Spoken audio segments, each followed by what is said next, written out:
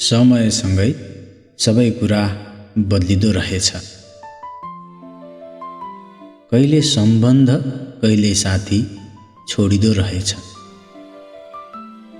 आफ्नै पराई बन्छन् पराई आफ्ना यहाँ, आफ्नै पराई बन्छन् पराई आफ्ना यहाँ।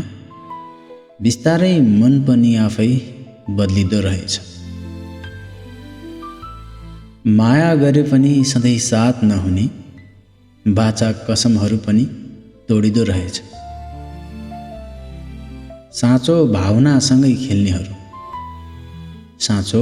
भावनासँगै खेल्नेहरू अन्त्यमा छोडेर टाढा हिँडिँदो रहेछ।